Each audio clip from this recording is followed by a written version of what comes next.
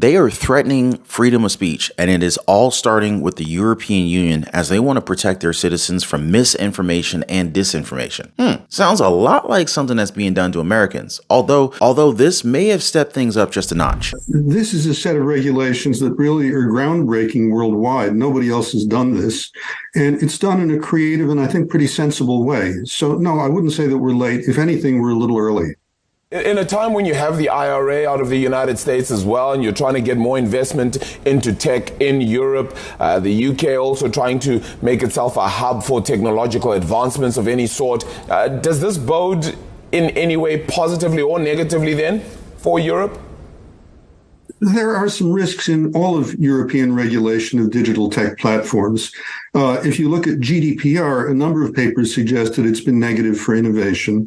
The Artificial Intelligence Act also carries some risks, and this one could as well. So there are trade-offs to be made. There are always trade-offs to be made. Here, the trade-off was that in terms of protecting European consumers and also in terms of protecting European society from risks to elections, risks to public health, risks from lots of different kinds of misinformation and disinformation, that it was warranted to take action now. I know what you're thinking. Take action how? Enter the Digital Service Act and the Digital Markets Act. Now, what do these aim to do? Well, it's rules that will now apply across the entire European Union that has two basic goals. So one is to create a digital space that they consider safe, meaning that fundamental rights are protected, and second is that they will actually establish a level playing field with businesses. But we're not here to talk business. We are here to talk about how they want to crack down on the information that's being spread around, right? Oh, sorry, I meant to say disinformation and misinformation. So here's European Commissioner for the Internal Market, Thierry Breton, to talk about it. Today, the Digital Services Act, the so-called DSA, becomes legally enforceable for very large online platforms and search engines. These systemic platforms play a very, very important role on our daily life. And it is really the time now for Europe, for us, to set our own rules. The DSA is here to protect free speech against arbitrary decisions, and at the same time, to protect our citizens and democracies against illegal content. Doesn't it sound like a censorship law? I mean, it's kind of vague, like how they describe illegal content and disinformation. Like, how are they going to be able to tell what's fact from fiction? Will that totally be in their hands? So then basically they can dictate what's truth and what's not. Now, if you ask me, sure seems like it. Now, before we go any further, do you guys agree that the truth should be based on just a small group of people within a local government? Or for this case, the European Union? And should people's opinions be thrown away instantly just because it doesn't match the narrative that's being told by the powers that be? I mean, you don't have to comment it. I just want to ask you some logical questions here. And while you're thinking, please take a second, smash the like button for the video and subscribe for information that you're not going to get anywhere else. Appreciate the support, you guys. All right, so back to the topic at hand, right? Social platforms are now going to be between a rock and a hard place over there because anything that the EU deems as hateful speech or disinformation will then be needed to be taken down. No ifs, ands, or buts. That's the end of the story. And that's going to be the law.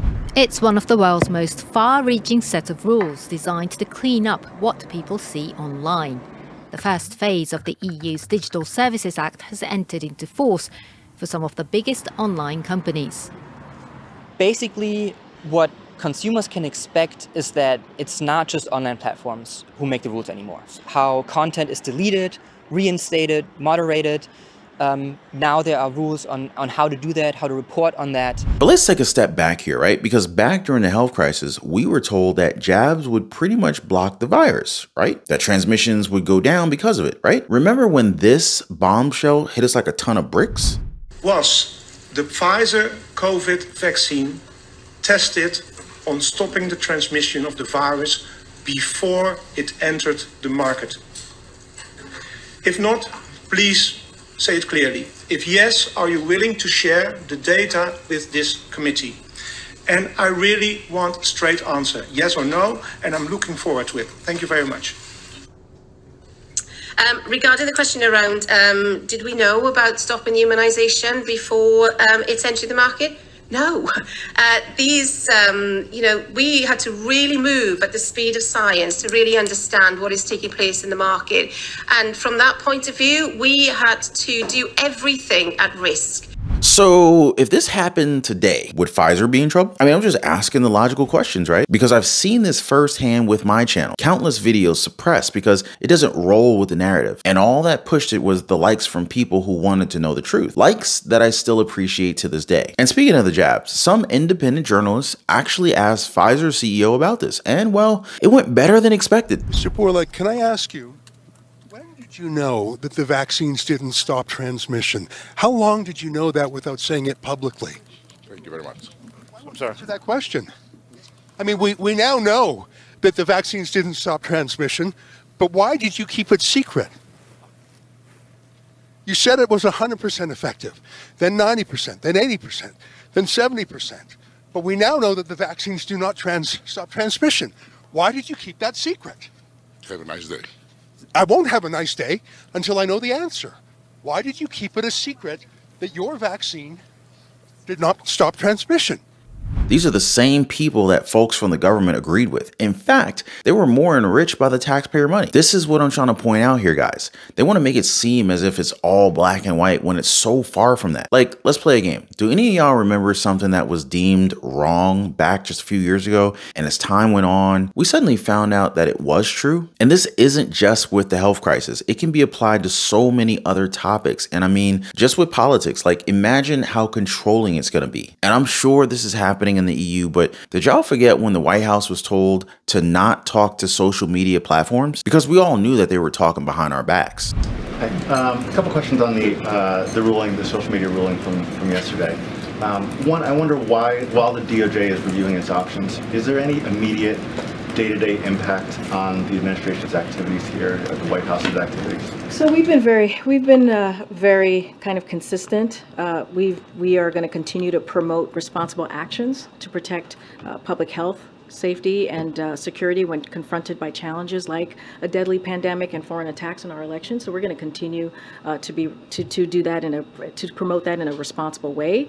Our view remains that social media platforms have a critical responsibility to take action or to take account of the effects of their platforms are having to the American people, but make independent choices about the information they present. They are a private, as you know, entity, and it is their responsibility to act accordingly. And so we're going to continue to be responsible in that way. But again, when it comes to this, DOJ is reviewing the injunction. They'll do so and they'll evaluate their options. So yeah, this is a tough one. If this comes to our shores, then heck, it's going to be real interesting how they're going to spin it for us. Because it's felt as if people who pushed a different opinion, who supposedly pushed conspiracy theories, were the ones in the right. And the government, well, they were the ones that lied to us. But what do you think? Should we forget about our own opinions and just kind of follow what we're being told like some weak sheep? Or is that a complete contradiction of our freedom of speech? Make sure you guys let me know in the comment section down below. And before I go, I just want to thank you guys so much for being awesome. Thank you for the likes. Thank you for subscribing to the channel. Thank you for your support. And I will catch you guys on the next one.